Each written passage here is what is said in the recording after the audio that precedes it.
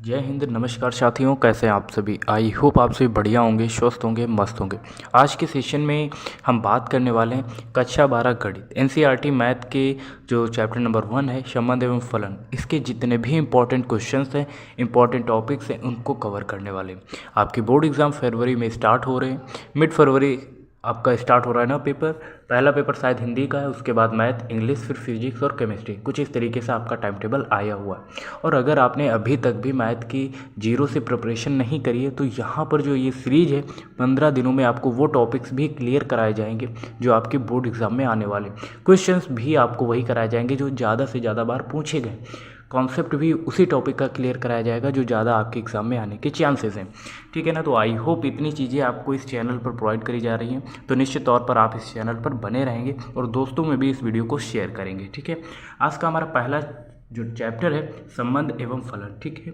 Basic से start करेंगे, important फार्मूले हैं उन्हें भी देखेंगे, साथ ही साथ जो क्वेश्चंस है उसका मेथड क्या रहेगा वो भी हम देखेंगे। और ये मैंने लिखा 30 दिन में पूरी किताब समाप्त। हालांकि 30 दिन नहीं लगेंगे, 15 दिन में ही मैं ये आपका पूरा मैथ का जो सिलेबस है वो कंप्लीट करवाने वाला हूँ। बस आप बने रहिए और प्रतिदिन वीडियोज़ को देखते रहिए। ठीक है। तो यहाँ पर सबसे पहला जो चैप्टर है संबंध एवं फलन, रिलेशन एंड फंक्शन। ठीक है। जो आपके एग्जाम पॉइंट ऑफ व्यू बनेगा वही हम बात करेंगे। बेसिकली आप नॉलेज के लिए जैसे संबंध क्या है इसके बारे में पढ़ सकते हैं, फलन क्या है इसके बारे में पढ़ सकते हैं। ये आपने 11th की क्लास में पहले से पढ़ रखा है। ठीक है। इस पर हम ज़्यादा चर्चा नहीं करेंगे। आपके एग्जाम में जो सबसे ज़्यादा बार क्वेश्चन पूछा गया है वो यहाँ से पूछा गया है, तुल्यता संबंध से। कहाँ से? तुल्यता संबंध से। और तुल्यता संबंध अगर आपको आ गया यानी कि आपको 5 नंबर आसानी से मिल जाएंगे, क्योंकि तुल्यता संबंध से एक क्वेश्चन हर बार पूछा जाता है। ये आपको 5 से 10 नंबर भी दिलवा सकता है, क्योंकि तुल्यता संबंध पूछ लिया और दूसरा आपसे एक और क्वेश्चन दे दिया कि ये स्वतुल्य है या नहीं, या सममित है या नहीं, या संक्रामक है कि नहीं। तो यहाँ से भी क्वेश्चन बनेंगे और मिनिमम इस चैप्टर से आपको 10 नंबर मिलने वाले। ठीक है। One of the important topic तुल्यता संबंध, एंड सेकेंड जो होगा वो होगा एकाएकी आच्छादक एंड बहुएक। ठीक है। अगर ये दो चीज़ें इस चैप्टर पर आपने क्लियर कर ली तो आगे की चीज़ें आपके लिए आसान हो जाएंगी और यहाँ से आपको 10 नंबर आसानी से मिल जाएंगे। ठीक है। तो यहाँ पर सबसे पहले हम जानने वाले हैं तुल्यता संबंध क्या होता है, सममित संबंध एंड संक्रामक संबंध होता क्या है। ठीक है। यहाँ पर आप देख सकते हैं स्वातुल्य संबंध, रिफ्लेक्सिव जिसे बोलते हैं। ठीक है। यहाँ पर जो प्रत्येक ए एलिमेंट होगा वो फंक्शन ए से बिलोंग कर रहा होगा और ए कामा एक is belongs to R, R यानी कि रिलेशन। ठीक है। ये आपको पता होगा, आपने कक्षा 11 की क्लास में मैथ जब पढ़ रहे थे तो वहाँ पर आपको बताया गया फंक्शन को हम कैपिटल लेटर से डिनोट करते हैं, एंड जो आर होता है उसका मतलब क्या होता है, रिलेशन होता है। ठीक है। क्या होता है? रिलेशन। रिलेशन मतलब संबंध। अब संबंध की बात कर रहे हैं तो जैसे कहते किसे हैं। ठीक है। ये टॉपिक समझने लायक है। जैसे देखिए, संबंध हम दो लोगों के बीच जो हम बात कर रहे होते हैं, जैसे कोई दो लोग हैं, हम लोग आपस में बात कर रहे हैं, हम बात तभी करेंगे जो उनके बीच एक बॉन्ड होगा। बॉन्ड मतलब जो बॉन्ड यानी कि कारण है। अक्सर हम एक दूसरे से बात क्यों करते हैं? क्योंकि उनके बीच एक रिलेशन होता है, एक बॉन्ड होता है, उसे ही रिलेशन बोलते हैं। आई होप क्लियर हुआ होगा। जैसे आप मार्केट गए, आप मार्केट में किससे बात करते हैं? ऐसे किसी से थोड़ी बात करते हैं, आप उसी से बात करेंगे जिससे आपका काम होगा। जैसे आप जाते हैं मार्केट में शॉपकीपर की दुकान पर, अब शॉपकीपर और आपके बीच कैसा संबंध है? आप उसके कस्टमर हैं और वो आपका क्या है, शॉपकीपर है। तो ये भी एक रिलेशन हुआ। आई होप रिलेशन क्लियर हुआ होगा। ठीक है। अब यहाँ पर हम बात करें स्वातुल्य यानी कि रिफ्लेक्सिव रिलेशन कहते किसे। ठीक है। मान लीजिए आपको एक फंक्शन दिया गया, उसकी मदद से हम समझेंगे। ठीक है। स्वातुल्य को हम समझ रहे हैं। यहाँ पर जैसे आपको ए फंक्शन दिया गया है, यहाँ पर 1 कामा 2 ये दिया गया, इसका रिलेशन क्या बनेगा, तब हम इसे बोलेंगे ये स्वातुल्य। जैसे यहाँ पर जितने भी एलिमेंट्स दिए रहते हैं, आप यहाँ पर ध्यान दीजिएगा। ये जैसे 1 दिया गया है तो 1 कामा 1। ठीक है। स्व का मतलब क्या होता है? स्वयं, यानी कि स्वयं में मैं। अब स्व मतलब स्वयं और तुल्य मतलब बराबर। स्वयं के बराबर। जैसे मैं अपनी बात करूँ, अगर जैसे मेरी लंबाई की बात कर ले, जैसे मेरी लंबाई 170 सेंटीमीटर के अराउंड है, और या फिर मैं अपने नाम से बोलूँ शेखर की लंबाई 170 सेंटीमीटर है, तो दोनों बात इक्वल है ना। तो सेम उसी प्रकार इसमें जितने भी एलिमेंट्स दिए रहते हैं उनका स्वयं के साथ रिलेशन होता है। जैसे 1 दिया गया तो 1 कामा 1, एंड सेकेंड क्या बनेगा, जैसे 2 दिया गया तो इसका क्या बनेगा, 2 कामा 2। इस तरीके के रिलेशन को हम क्या बोलते हैं, स्वातुल्य। और यहाँ से एक क्वेश्चन आपको देखने को मिलेगा। एंड नेक्स्ट हमारा टॉपिक है सममित। सममित मतलब समान। अब इसको कैसे समझेंगे, इसके लिए आप समझ सकते हैं एक एग्जाम्पल से। जैसे 3 कोई दोस्त हैं और 3 में से एक दोस्त ने किसी दोस्त से लड़ाई कर दी, यानी कि एक की लड़ाई हो चुकी है और 2 अभी आपस में बात कर रहे हैं, ठीक है ना, समझ पा रहे हैं। अब जिससे लड़ाई हुई उसके घर पर मान लो कोई फंक्शन है, अब उसने किसी एक को ही इनवाइट किया जिससे लड़ाई नहीं है, एंड जिसको इनवाइट किया उसने जाने से मना कर दिया। वो इसलिए मना कर रहा है क्योंकि वो तीनों दोस्त हैं ना, चूँकि एक दूसरे के साथ लड़ाई हो गई, वो बोल रहा है कि अगर ये जाएगा तभी मैं जाऊँगा और अगर ये नहीं जाएगा तो मैं नहीं जाऊँगा, ठीक है। कहने का मतलब अगर ए जाता है तब बी नहीं जाएगा, ठीक है ना, और अगर बी जाएगा तो ए नहीं जाएगा, ठीक है ना। और ऐसे संबंध को हम क्या बोलते हैं, सममित संबंध, ठीक है। अगर ये नहीं तो मैं भी नहीं, अगर ये जाएगा तो मैं भी जाऊंगा, ठीक है। तो ए कामा बी और B comma A belongs to R में होना चाहिए। आर मतलब रिलेशन। जैसे अब इसको भी एग्जांपल से समझते हैं, जैसे यहाँ पर दिया गया ए, ठीक है, जैसे 1 कामा 2 कामा 3 कुछ इस तरीके से दिया गया। रिलेशन इसका किस तरीके से बनेगा, देखो 1 कामा 1 तो स्वातुल्य वाला बनेगा ही, ठीक है, उसको ऐसे लिख लेंगे सेम टू सेम। इसको अगर आप नहीं भी लिखेंगे तब भी चलेगा, ठीक है। अब यहाँ पर क्या होना चाहिए, जैसे 2 कामा 1 दिया गया है तो क्या होना चाहिए, मान लो 2 ए हो गया और 1 जो है वो बी हो गया, तो यहाँ पर 1 कामा 2 अगर नहीं होगा तो हम नहीं बोल पाएंगे कि यह सममित है।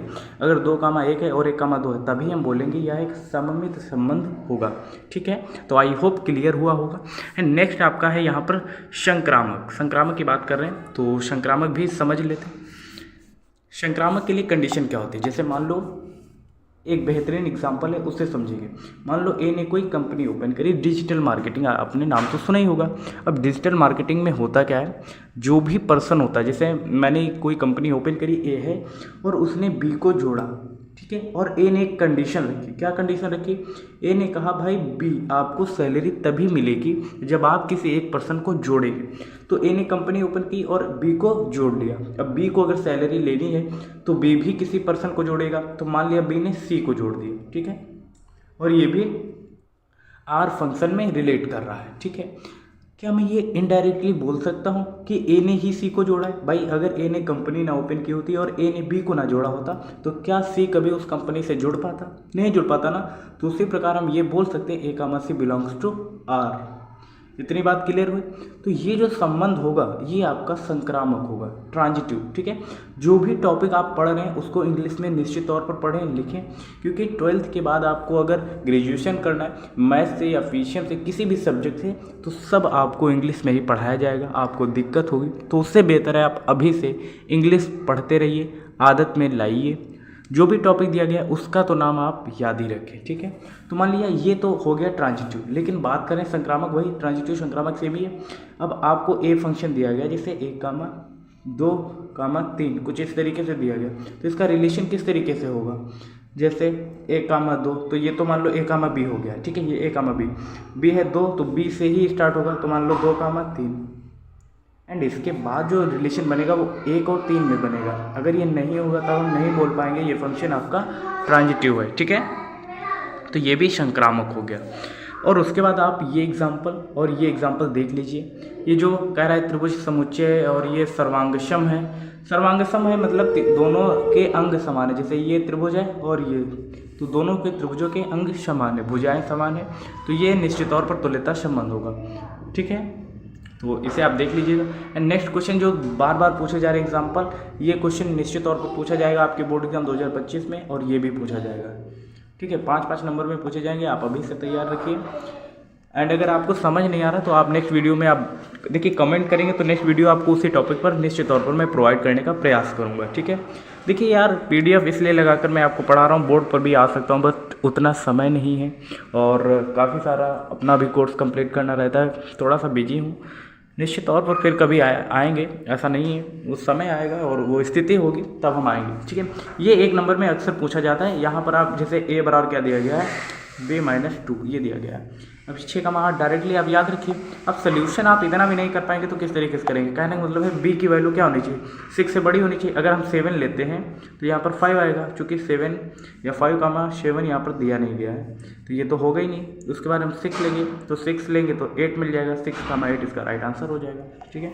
तो ये आप याद रखिएगा, 1 नंबर में पूछा जा सकता है। एंड उसके बाद यहाँ पर जो टॉपिक है वो कौन सा है, ये एकाकी और आच्छादक वाला।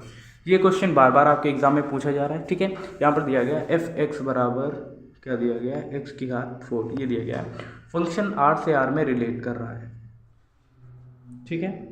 अब बात यहाँ पर करें फंक्शन आर से, यानी कि रियल नंबर से रियल नंबर में जा रहा है। अगर हम 1 लेंगे, ठीक है, तब भी हमें क्या मिलेगा, x की घात 4 है, 1 की घात 4 होगी तब भी 1 ही मिलेगा। और -1 अगर लेंगे तब भी उसकी, देखिए सम अगर है घात, पावर अगर सम है यानी कि इवन है, तो आपका ऋणात्मक वाला भी आपका धनात्मक हो जाएगा, यानी कि निगेटिव वाला भी एलिमेंट आपका पॉजिटिव में आएगा, ये आपको याद रखना। अब देखिए 2 एलिमेंट्स के सेम आंसर आ रहे हैं तो ये बहु एक होगा, ठीक है, एकाकी नहीं होगा। आच्छादक की बात करें, आच्छादक भी नहीं होगा, तो ना तो एकाकी और ना ही आच्छादक, ठीक है। तो इसका राइट आंसर डी हो जाएगा। उसके बाद एफ एक्स बराबर 3x दिया गया आर से आर में, तो ये एकाकी और आच्छादक दोनों होगा, आप डायरेक्टली याद रख सकते हैं। एंड उसके बाद ये भी हो गया। आप ये क्वेश्चन एक कर लीजिएगा, इंपॉर्टेंट है, ठीक है। मुख्य रूप से आपको देखिए कॉन्सेप्ट बताया जा रहा है, साथ ही साथ जो आपके एग्ज़ाम में क्वेश्चंस आ सकते हैं वो आपको बताया जा रहा है, क्योंकि वीडियो ज़्यादा लंबी हो जाएगी। हालांकि इतने से आपका काम चल जाएगा। यहाँ पर गॉफ और फॉग निकालने के लिए आएगा, तो यहाँ पर मैं आपको एक आसान उदाहरण देकर समझा दे रहा हूँ। हालांकि इसका राइट आंसर सी होगा, ठीक है। जैसे मान लीजिए एफ एक्स बराबर आपके पास दिया गया है x² एंड जी एक्स बराबर दिया गया है आपको x, ठीक है। आपको फॉग निकालना है या गॉफ, सेम ही आंसर होगा, मतलब सेम ही तरीके से निकलेगा, आंसर सेम नहीं होगा। जैसे फॉग निकालना है तो इसको लिख सकते हैं एफ एक्स, देखिए एफ ब्रैकेट जी एक्स, इस तरीके से हम लिख सकते हैं, ठीक है। अब जी एक्स की वैल्यू कितनी है, एक्स है, ठीक है, तो वो रख दिया। अब x का मान वहाँ पर रखना है, एफ एक्स का जो भी यहाँ पर मान दिया गया x की जगह पर रखेंगे तो x ही ये है और घात 2 है, तो यही इसका राइट आंसर आ रहा होगा। तो इस तरीके से लगाते हैं, ठीक है। वीडियो को पॉज करिए, नहीं समझ में आए फिर से देखिए, ठीक है। सेम आंसर ये होगा, y बराबर आपको एफ एक्स रख देना है, आप इसका इन्वर्स निकाल लेंगे, ठीक है। और देखिए y ये लिख लिया हमने, एफ एक्स का मान 4x/3x+4 है, इसे सॉल्व कर लीजिए और y के टर्म्स में आप इसका आंसर लाइए, आपको मिल जाएगा, ठीक है। ये भी आंसर टिक हुआ है पहले से और यही इसका राइट आंसर होगा। आप सॉल्व करिए, कोई भी हो सकता है, चांसेस यही है क्योंकि मैंने ही सॉल्व किया है ना, मेरी ही कॉपी है, तो आप देख सकते हैं। आई होप ये वीडियो आप सभी को समझ आई हुई। जहाँ पर आपको कॉन्सेप्ट क्लियर ना हो आप कमेंट करिए, नेक्स्ट वीडियो निश्चित तौर पर प्रोवाइड करेंगे।